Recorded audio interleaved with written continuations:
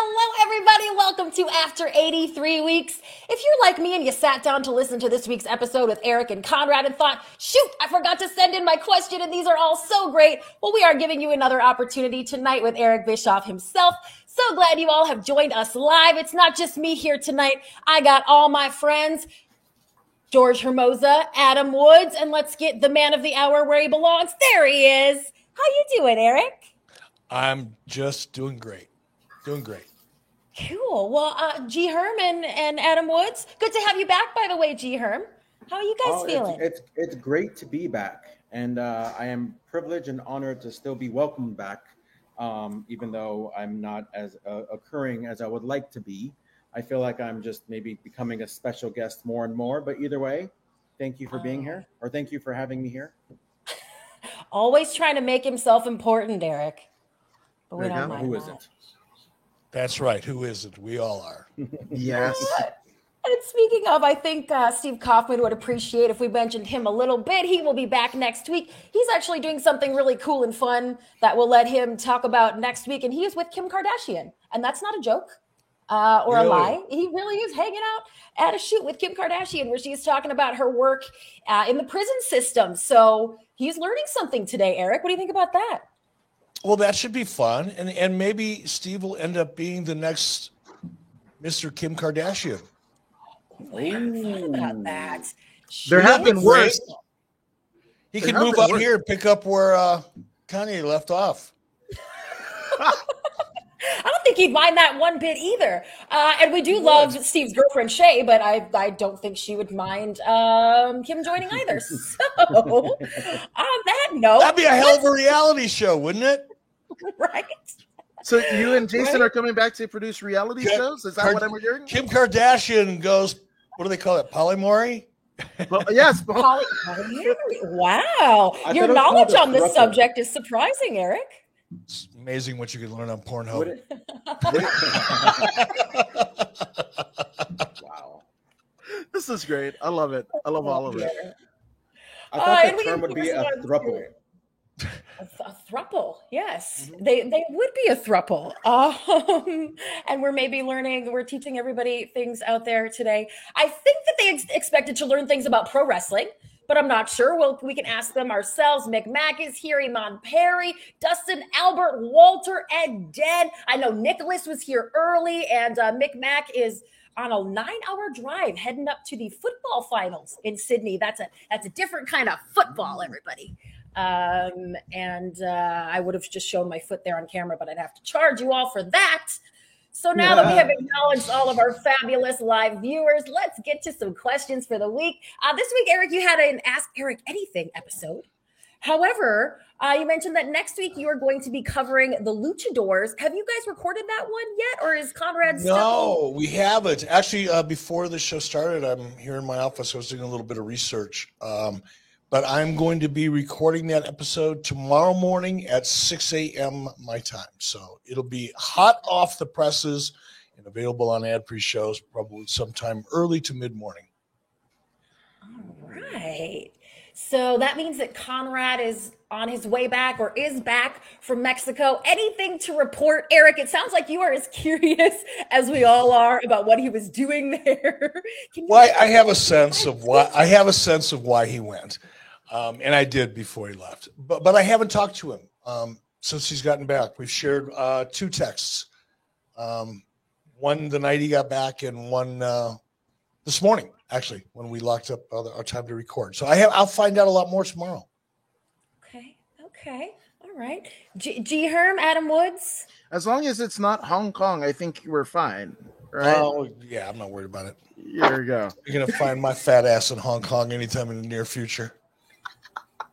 This is getting great. You know what? Actually, I'm going to start off in the days because Craig Smith asked, what did you think of the team of Dr. Death Steve Williams or Terry Bam Bam Gordy, better known as the Miracle Violence Connection? And, I mean, do you have any opinions of their time? Terry Gordy. Where did that come from?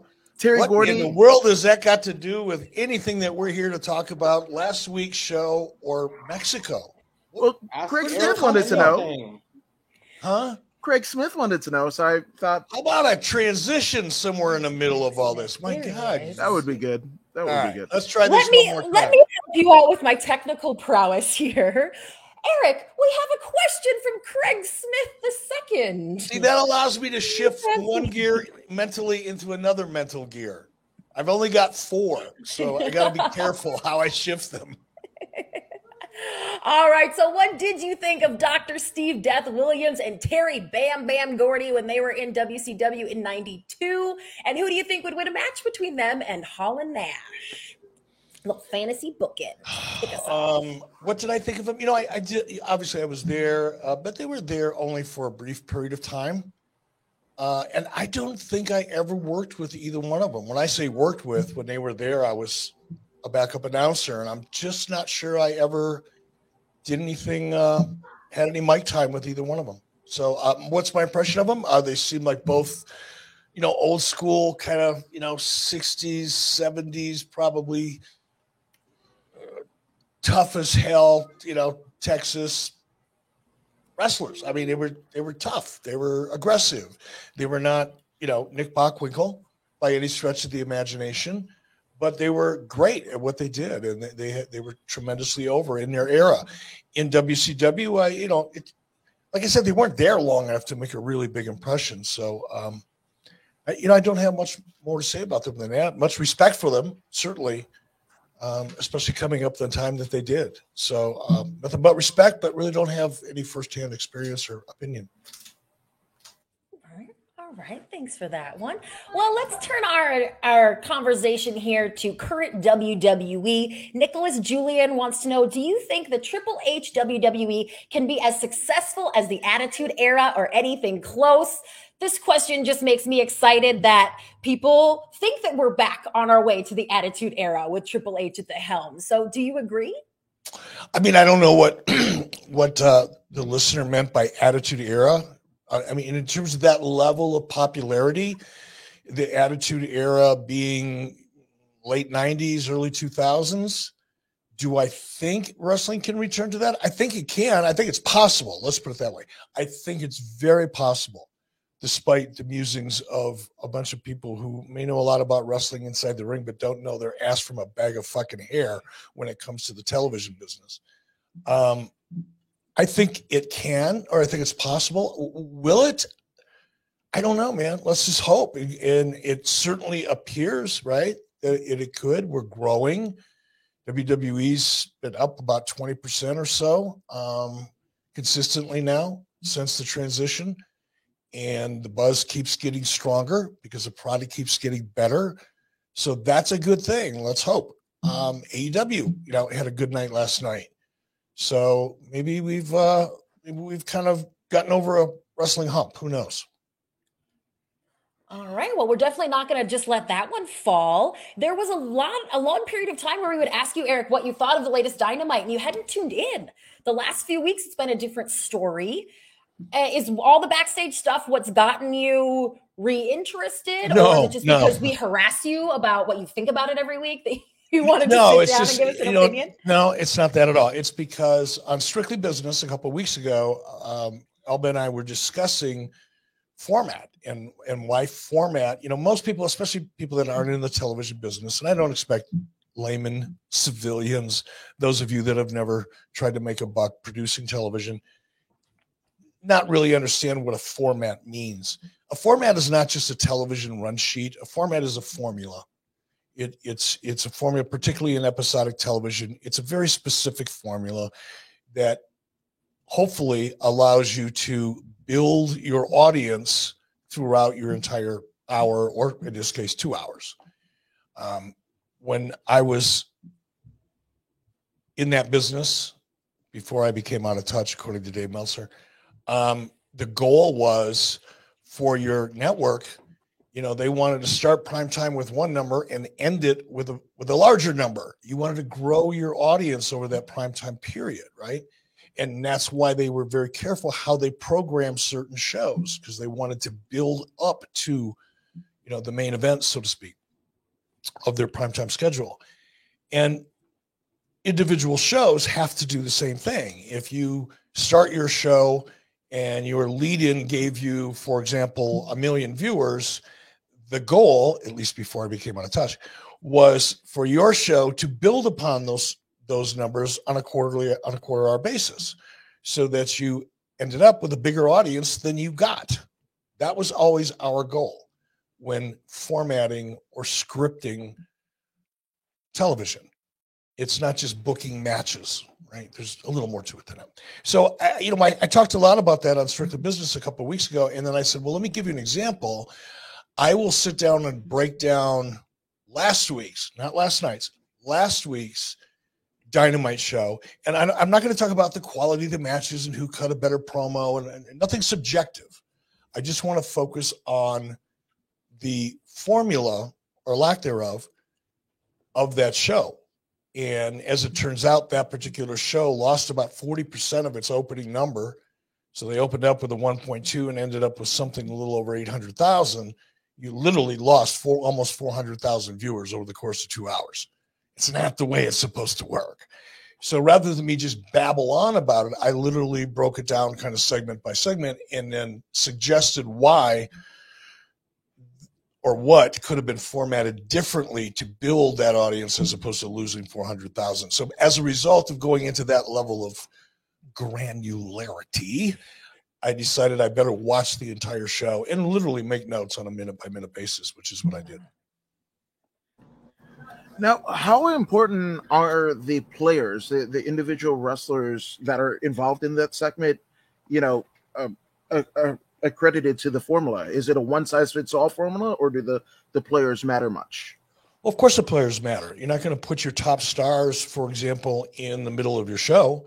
If your top stars are your top stars because presumably they have the most interesting story, that's debatable in today's environment, but let's just pretend, in the case of AEW at least, that's where your focus should be. Your focus should be on your top stars. And in fact, if you listen to Strictly Business, go back and listen to it.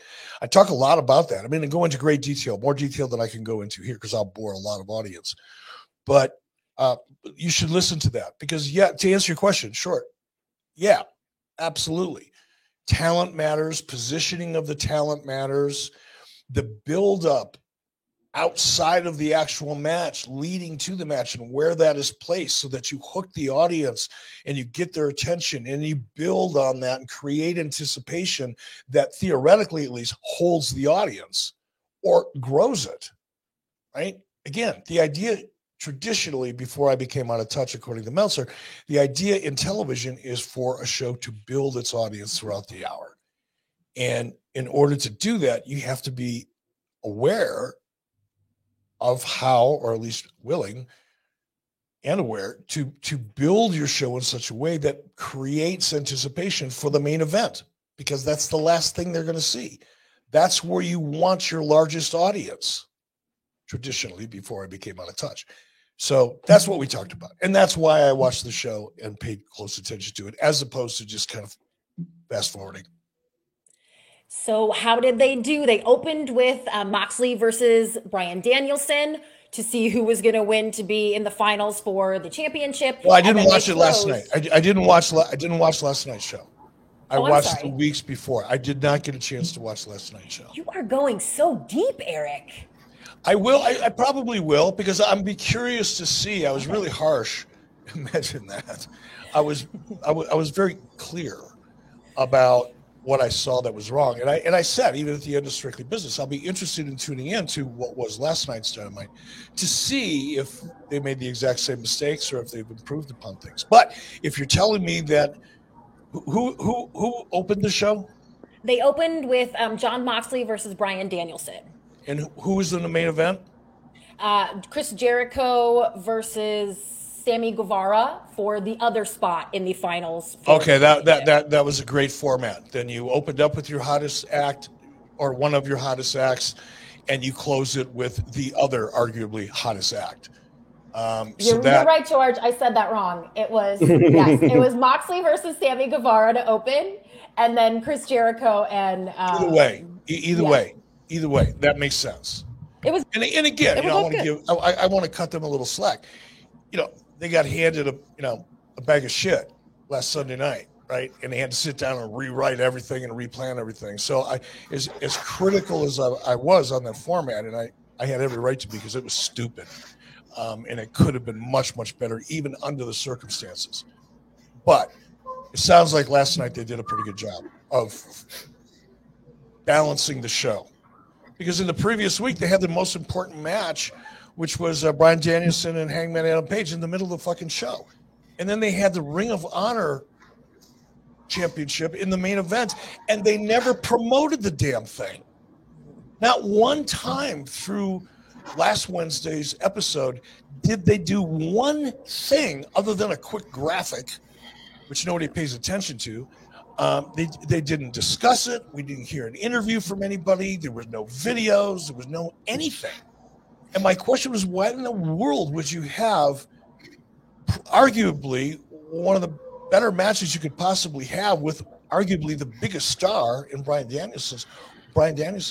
Why would you have that in the middle of the show and have a match for a title nobody cares about with two people nobody's ever heard of and not even promote it? It's just mind-boggling to me. But anyway, I digress. Tune into Strictly Business. Well, I mean, speaking of Dynamite last night, you didn't miss much. There was really nothing on about Dynamite that was anything worthy, except for one single thing, and that is the Acclaim, because they've arrived. Oh, but I do have a boy. question regarding the Acclaim. Yeah, there we go. How's that go? But I do have a question because, going back to the Scrum last week, obviously everybody talked about CM Punk, blah blah blah blah. But there was also like another question that somebody that will remain nameless, I'll tell you guys after the show, asked the Acclaim, and I thought of it as being disrespectful. They were asking, not the Acclaim, we already know who that's Swerve going and Keith Lee, saying like, oh, should you have guys called an audible? Should you have guys, change the finish? Like, I don't know. I kind of thought that question being a little disrespectful to say it in such a public way. But with that said, is there ever an instance of a match you think maybe midway, maybe calling an audible and changing the finish in some ways, or should it always be according to the plan? I don't think there's an absolute in anything involving live television. You depending on the circumstances, you have to almost always be prepared to call an audible. Somebody gets hurt, match goes 7 minutes long. You're constantly calling audibles throughout an entire 2-hour episode in one way, shape, or form. Hopefully most of them are kind of minor. And I didn't see what you're referring to, so it's hard for me to visualize it or comment on it because I didn't see it. And I'm not quite sure I understand what you're referring to. Well, the match at All Out between the Acclaimed and Swerve and Keith Lee, best match of the weekend or best match of the night for the most part. But a lot of people were saying like the crowd was just, they were aching and they want, like, it would have blew the roof off the place had the Acclaim would have won the titles. But that's not the finish that they went with. They went with no, I wouldn't do that. I wouldn't. No, look, and this kind of ties into what I talked about on Strictly Business is you have to prioritize. What's the most important thing? When you're producing television. Well, the most important thing is to have a successful television show because in AEW's case, because they don't really have any other revenue streams per se, they do, but negligible. Your television is your entire heart and soul. That's all you got is TV. Because if you didn't have TV, you wouldn't have pay-per-view. So, boom, we're done. That's the end of the conversation. It's not even up for debate. Not with me anyway. So if I'm AEW or Tony Khan, I'm putting the quality of my show and my ability to grow my audience and satisfy my audience is my number one priority. What's my number two priority? The pay-per-view. And while you may have had a hot match that may have blown the roof off, so to speak, and maybe calling an audible and moving things around because it ended up being such a hot match, which is, by the way, great 2020 hindsight, if I am understanding the situation, right?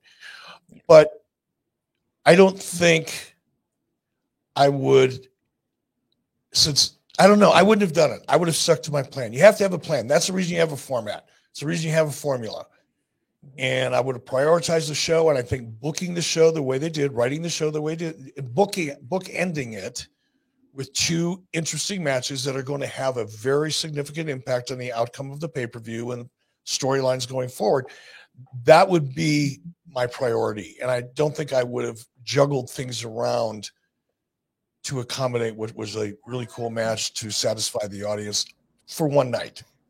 No, I agree, especially because they're going to have a rematch next week in Arthur Ashe Stadium.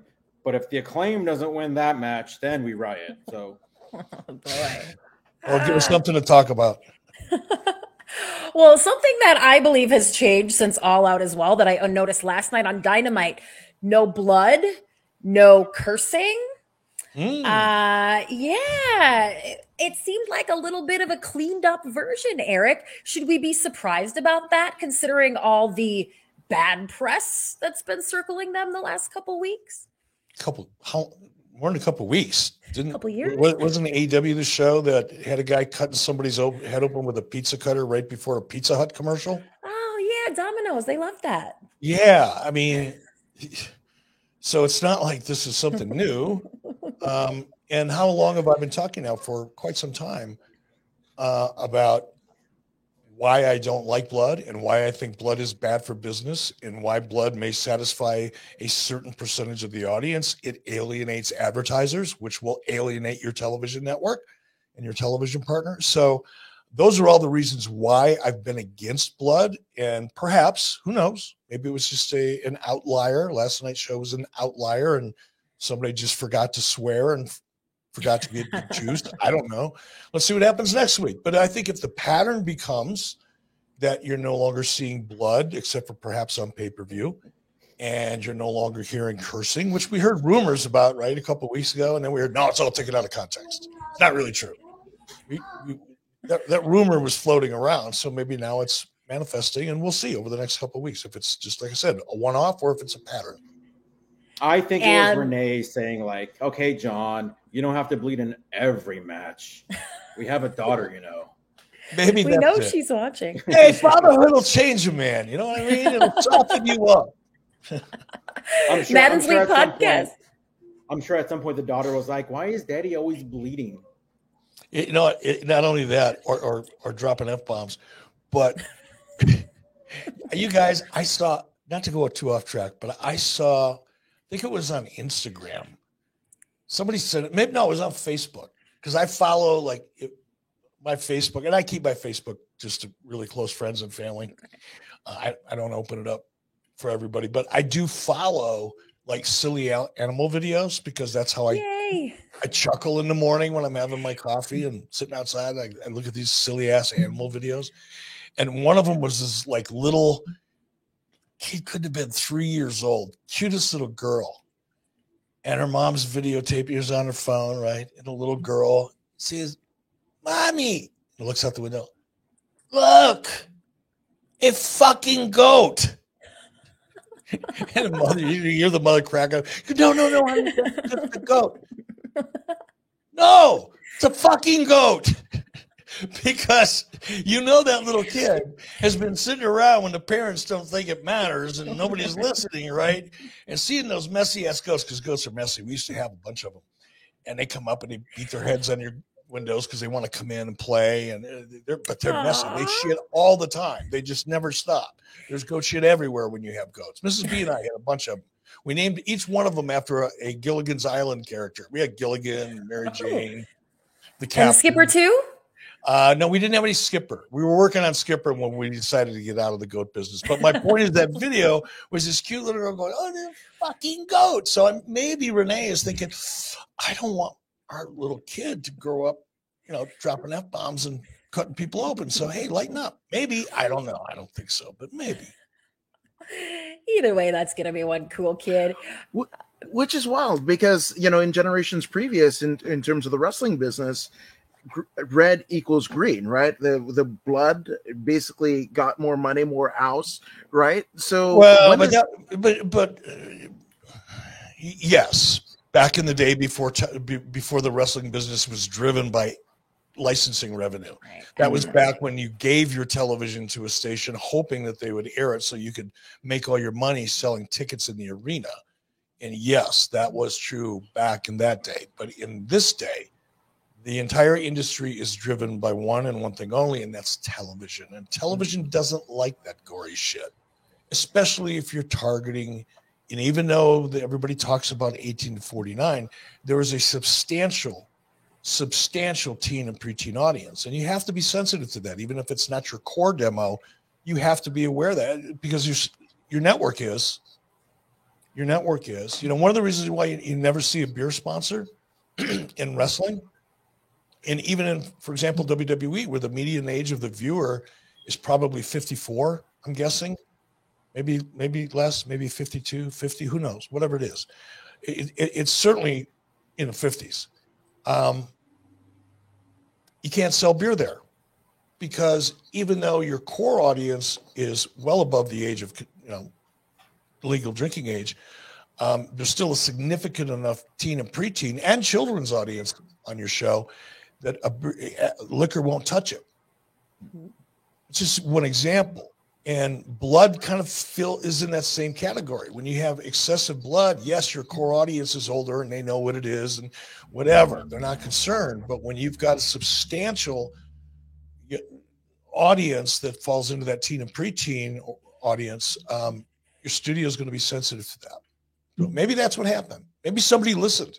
7 months I've been banging this fucking drum. Maybe somebody's opened up and listened. Mm-hmm. Well, let's get to some questions from our live audience. You know what? These super chats, we got to ask them. The Landlord Harassment Channel says, Eric, it is time for you to admit that SmackDown sucks without Roman. Also, did you ever consider taking yourself off camera during the NWO days? Let's just address that. Yeah, I think I did, especially towards the end. Definitely towards the end.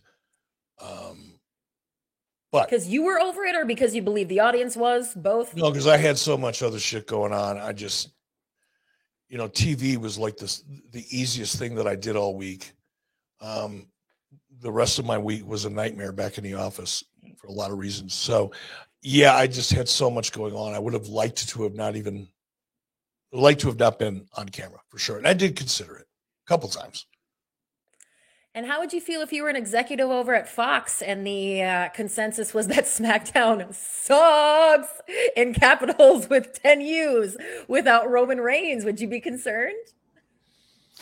Have their numbers deteriorated? I don't believe they have. I think they had a little dip this last week, but yeah. I don't think they have either. In fact, I think even though they've had a couple preemptions in, a handful of markets, they've still delivered pretty significant numbers and been number one, not only in cable for the night, but cable and network. So I don't think anybody at Fox is sweating anything right now. Now, if Sami Zayn's off the show, that's different. Now there's a question. Bottom falls out. Boom. Wheels fall off. Bottom falls out. Brakes die. You're fucked. People are wondering if that is maybe going to happen due to some cryptic social media posts by one Sammy Guevara himself. Do you think in this day and age, the bad press that someone like Sammy has suffered hurts them more than being a big draw helps them? You got to bring me up to speed. First of all, I thought we were talking about Sami Zayn. Oh, I'm sorry. Sami Zayn. Weren't we Sammy just Guevara. Didn't somebody just say we have to Sami Zayn from SmackDown? The bottom falls out. I mentioned Sami Zayn because he's like the best thing about SmackDown right now with the bloodline storyline and Roman and everything. So yeah, we can talk about Sammy Guevara as well. No. Charlene wants to know about Eric's thoughts on the Usos' newest family member, who is actually Sami Zayn. I dig Sami Zayn. Yeah, he's fucking crazy. But he's cool crazy. He's fun crazy. And he's really, really talented. Have you ever heard me use a phrase, you can slow a fast horse down, but you can't speed a slow horse up? Mm-hmm. That's Sami Zayn. He is a fast muckerfucking horse. He's fast. And if you're not used to being around somebody like him, it could make you a little uncomfortable. Like you want to leave the room because he just seems so nuts. But he's really smart and fun. I wish I would have gotten to work more with him. My favorite Sami Zayn thing, what was it, like 3 weeks ago? him and Roman were in backstage together, and they're talking, they're doing their thing. Sami Zayn's doing a little jiggle, whatever, and then the camera like zooms out, and you see Jey Uso, like Mr. Tough Guy Jey Uso, like, I don't like you, Sami Zayn, literally trying to cover his face because you can tell he's just cracking up so bad. Like, I'm sure it's out there, but it's like the best TV you'll see. Like, just like, yeah, you can just tell that he's just the shining star of SmackDown right now. It is. It's funny you say that, because I can visualize it. I didn't see the show, but that's an easy thing, especially knowing I don't know Sammy real well, but I mean, just working with him, I know him, but I can see him doing that. But isn't that like the fun of live TV? Yeah. That you see that, because it ain't supposed to happen. And you know that, and you can see that, and that's what makes live TV so much fun. And I'm glad nobody cut away from that. Yeah. Right. And just let it happen. That's what I've said this so many times. I'm sure I've said it on this show. WWE, I know you guys have heard me say this. My biggest bitch about WWE for a long time, before I started working there in 2019, and certainly after I left, is that it's too clean. It's too pretty. It's too perfect. You never see a mistake, and therefore it doesn't feel live to me. But when you see a little something like that, just a little wink and a nod to those of us who, watch it all the time, it just reminds you if you're watching live TV, and I think that's great. Love that. Here is a great one from John Gorman, who's watching us live on Facebook. He said, "Hey, Eric, I have studied your approaches to business for a long time and have learned a ton. Thank you. My question is, if you could go back to 1995 to 98, would you keep going straight after WWE, or would you focus more on WCW? Thanks." I appreciate that, John. Look, I went after WWE because I was focused on WCW. Ooh, I like that. I mean, I know, and John, please don't misunderstand me. I appreciate the question. I appreciate you being here, but it's part of like the underlying narrative. The current is, if Eric would have been more focused on WCW instead of, trying to take out WWE, WCW would still be around. I've heard that kind of thing for 20 years now. And what people fail to recognize is that I made WCW number one by focusing on WWE and by focusing on outperforming WWE. That's why I changed the live action format for wrestling. That's why I did all the crazy stuff I did. That's why I brought in the luchadors and created a cruiserweight division. All of those things were because I was focused on going after WWE. WCW would have been what it had always been if I would have done what everybody always did, which is not focus on trying to become number one. I wanted to be number one. Who was number one? WWE. So guess what? Here I come. Hi, my name is Eric Bischoff. I'm going to kick your ass. Strap in. 83 weeks. It's going to fucking hurt, but you'll come out better for it. Boy, did they ever. Done and done. So do you think there's some advice for AEW kind of enveloped in there a little bit about how much of an eye to keep on WWE? No, because it's two different scenarios. Mm-hmm. AEW is not going after WWE. They're just in the same business. If they think they are. Well, that's because they're delusional. But they want you to be delusional. Because it's like if you keep saying it, eventually people will believe it, right? Just keep repeating the same nonsense over and over and over again, and people will eventually believe it. I'm not going to tell you who you could attribute that theory to, because that would be controversial, and I'm not going to do it. But it's true. And I just heard the reference on a news panel discussion just a little while ago. That's why it's at the top of my mind. Two different scenarios, man. I went head to head. And by the way, not because I chose to, but because Ted Turner wanted to. I just was the instrument. I was the tip of the spear. But it was Ted's decision to go head to head. It was my choice, knowing I didn't have one, to not be number two. I want to be number one. That's why WCW became number one, by going after number one. Hope that answered the question without being too much of a dick. I think you're good. All right. So we just surpassed the 20-year anniversary of, in my opinion, one of the top 5 segments in pro wrestling of all time. And I've said it once and I'll say it over and over again. That Billy and Chuck wedding is like top television ever. So I agree with you. It's more of a plea. If anybody hits you up for like a 20-year retrospective, can you just call me to be on it? Because I promise you, there is nobody that's going to put it more over than myself. Personal plea here from one George. I dig that. I dig that. And you know what I'd really like to do, and I don't think it's possible, but maybe at some point I'll ask for a favor, and I'll get Brian Gewirtz to join us, and maybe we can do something special, and you can be a part of that, Jorge, because it was your idea to do it. I'll see if I can get Brian to do it, because it's really Brian's the guy behind it. You know, I just was fortunate enough to get the opportunity to be in it. But the execution too. Like, don't undersell the execution of it. Well, yes, thank you very much, and I acknowledge. I think I did a good job. I worked hard at it, but it was set up so perfectly. I mean, not that anybody could have done it as well as I did, because I really did want to do a good job with that, and wasn't afraid to make an ass of myself in the process, if that's the way it turned out. But that I admire Brian Gewirtz so much, and whoever worked with him, I don't even know, to be honest with you. I don't know who else worked on that, but it was so well thought out and planned and executed. I mean, even the mask. I mean, I had to fly out to LA a month before we shot that to get fitted for the mask, and that took like 4 hours in a chair in LA, and then I had to sit in a chair for 4 hours in Minneapolis a couple of weeks later to have all that makeup applied. They had to fly out a crew of makeup artists from LA to apply it all. You know, that was a big commitment, and that's why the execution. One of the reasons why the execution was so great is because there was no flaws in it.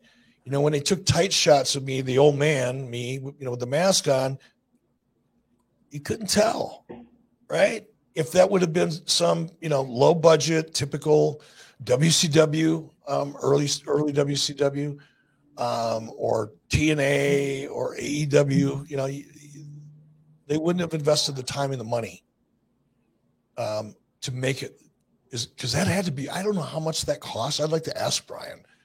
I'm guessing just the makeup alone was $75,000. Holy crap! Just the prosthetic, and then you're flying. There was like 3 or 4 makeup artists that came with it. There was a guy that just did the mask, and then there was like 2 girls that did the makeup, and then there was a girl that did the hair. I mean, fucking crazy. They flew them all out from LA and put them up in Minneapolis for at least a night. So you got 4 plane tickets, all that makeup, the prep. If that wasn't $75,000, man, I'll eat my desk. Wow. And with that said, though, every penny. With that said, did your kids watch it, and did they know that was you?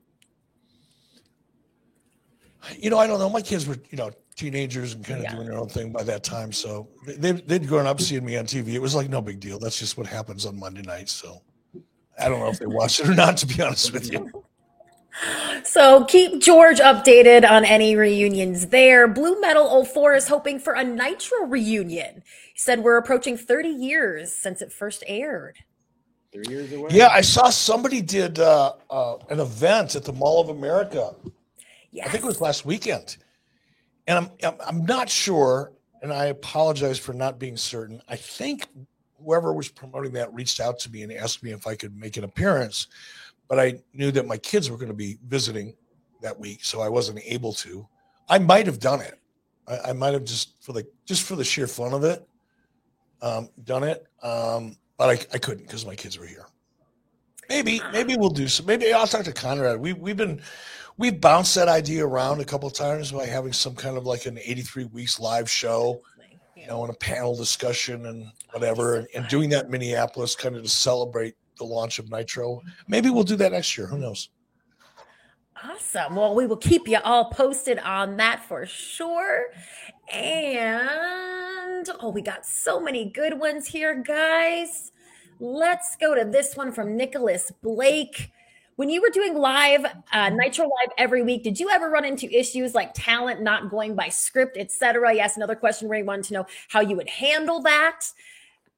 That never really happened to you, did it? Oh, sure. Because again, we didn't, we were very loosely scripted. So it wasn't like WWE, where you get your dialogue, right? Get your promo, whatever it is, and you get somebody sitting in the grill and making sure you say every word the way it was written. It wasn't like that. Yeah. It was, here's the 3 or 4 bullet points we need. Here's where we're going. We need to end it with some heat, whatever. Go do it. It was very loosely scripted. And there were times when, guys didn't deliver what we were hoping they were going to deliver. There were times when occasionally guys would go into business a little bit for themselves, not completely, not change the direction of a story or anything like that, but sometimes take liberties. That happened occasionally, but you treated each one of them individually, depending on the severity or whatever. Sometimes they made it better, by the way, by going off script. Some of the best stuff we've ever done was probably off script to a degree. So it was never a big issue, but of course it happened because of the nature of the way we produced. Love that. And Brian V from WSE Lounge just wants to tell you it was great having you on the show a few years ago. And he says, hello. Hello, Brian. That's what we do. We connect you to Hall of Famer right here, right now. And take it away, real boys. Time. While I go through these awesome questions from our live viewers. Oh, wait, here's a great one. Supreme Mash wanted to say, yo, Eazy-E, I think you are highly misunderstood and the true opportunist. What a compliment there.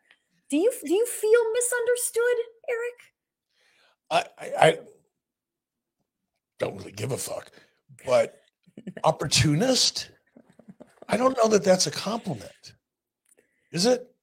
Isn't kind of an opportunist a little bit of a pejorative?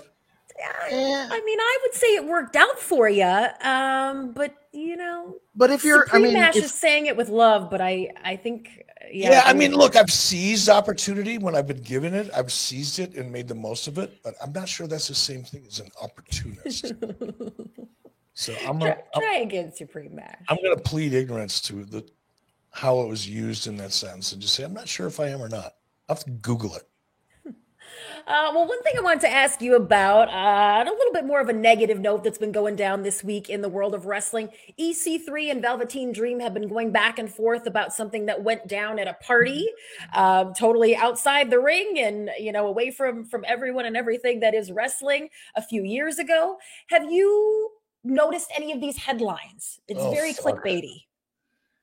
Yes. And I got up early. Actually, I got up about 3:00 in the morning. I went to bed early last night. I was feeling good. And I thought, okay, I got some traveling to do this weekend. I thought I'm going to go to bed early. And I went to bed like at 8:00, which is great. But I woke up at 3, wide awake. I said, okay, I feel awesome. It's 3:00 in the morning.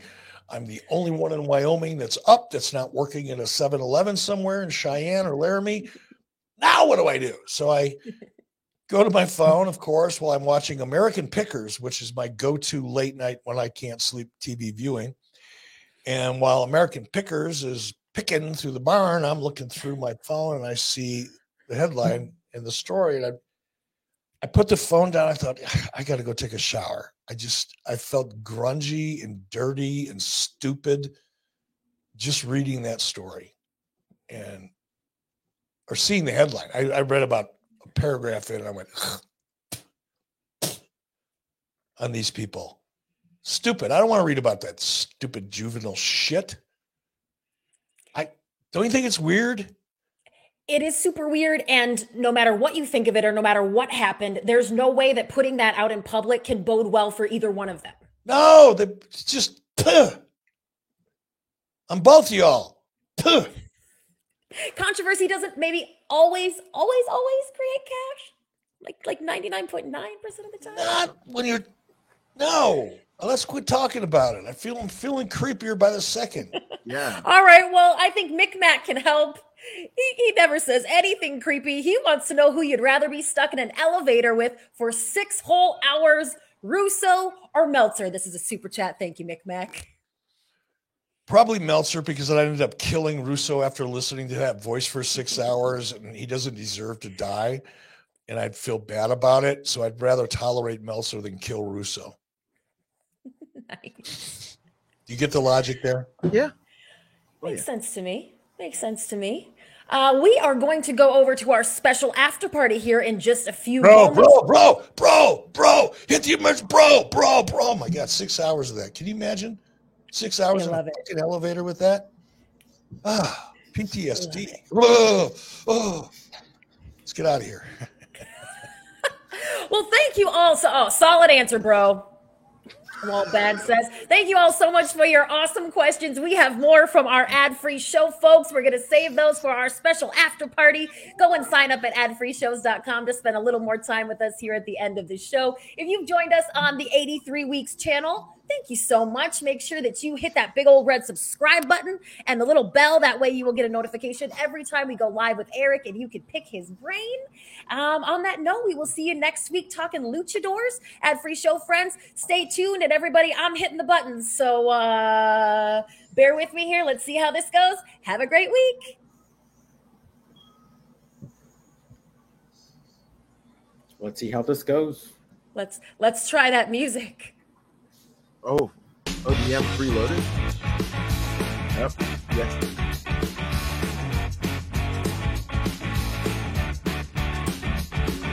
What's the title on that? Satanic Sock Hop or something? Weird.